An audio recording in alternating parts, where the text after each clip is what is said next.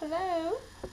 Hello and welcome back to Random Thoughts from Your Crazy Girl's Mind. It has been a while since I have posted, as you can probably tell by the fact that my hair's gotten a lot longer. I also got a new computer, so hopefully my webcam is a little bit better because I know my last one wasn't great. And I've moved.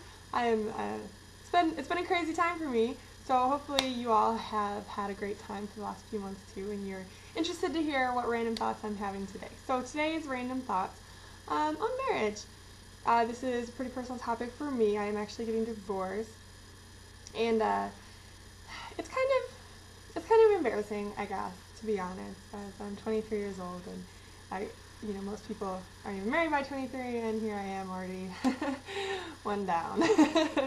But so lately, I've been thinking a lot about our modern culture and marriage as a lifelong commitment to another person, and whether that's even possible, really, for people to do in this day and age. When you think about it, marriage really came around at a time when we were not living for, 80, 90 years, and I think there's a big difference between staying with someone for 20 years and staying with someone for 50 years, and maybe we're just unrealistic, and that we expect that to still hold for us in this day and age.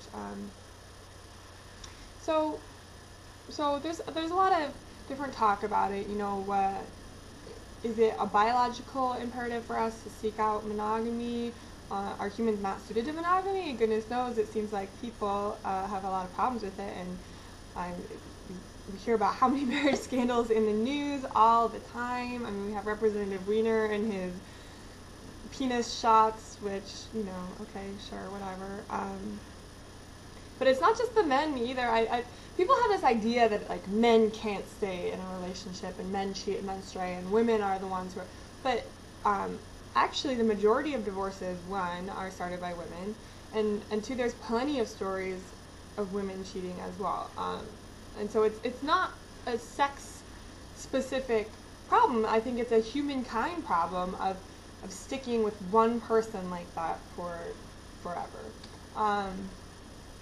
And I know, as a recent divorcee, I think the temptation is to say, well, marriage as an institution is broken, and because then it's not my fault, right? Then it's just my human nature coming out, and no one can really do it. But I don't think that's true at all, actually. I still think that it is possible to be married. My own parents have been married for almost 30 years now, and they're still in love, and I hope. I'm pretty sure they are. They seem like it. They say they are. And there's a thousand other stories like that of anyone you know. And I mean, sure, for every one of those stories, you probably know about 5 stories of a marriage that didn't work. But just because it's hard and just because it's rare doesn't mean it's impossible. And I really think that I want to get married again. I do think that. And maybe not, obviously not right away, because I didn't do such a great job of it the first time around. But I'm still young, and I think by the time I've grown into myself a little bit more, I can find someone and really make that journey through life with one other person. And I think the longer it goes, the more you're with someone, the deeper that bond can be. And but not everybody. I mean, you can't fit a square peg in a round hole, and people try to do that, and that doesn't work. But just because it doesn't work with one person that you've tried it with doesn't mean that there isn't a way that you can make it work. And then on the flip side of that, there's the idea of soulmates, that there is only one person out there, and that you will meet them, or maybe you won't, but hopefully you will, and you guys are going to fall in love and have this amazing love story and be together forever. And that one person is your not to be cheesy, but to quote A Knight's Tale, is your soul recognizing its counterpoint in another. And that's a romantic notion, but I don't agree with that either. I don't think that there's only one person out there for us. I think that there's a whole group of people with complementary and that just mesh with you, and that you can make it work with. And for me personally, I think that my husband, my soon-to-be ex-husband, I guess I should say, maybe he wasn't my soulmate, but I think we could have made it work. We just had, I know, a set of situations that was difficult for anyone to deal with, but so I think going into the future, I personally am optimistic about it. I think that it can indeed work, and But at the same time, I don't think there's any, well, I won't say harm, especially when there's kids involved, but I don't think there's any shame in saying, you know what, I'm not doing this for life. I can't do this for life. I'm not necessarily talking about my own marriage because that lasted for a year and some, so maybe that's not like it.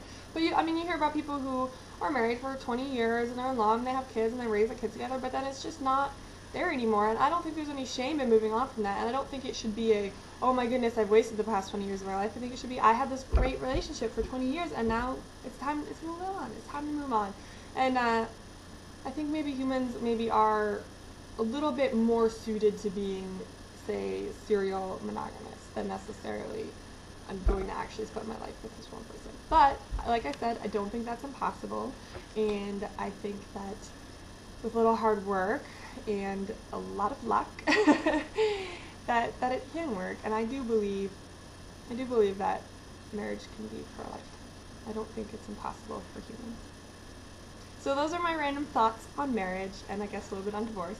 And I promise that's the last time that, well, okay, I can't really promise, but that's as far as I'm going to get into my own personal issues or whatever. So next time we'll talk about something maybe a little bit more out there and less personal.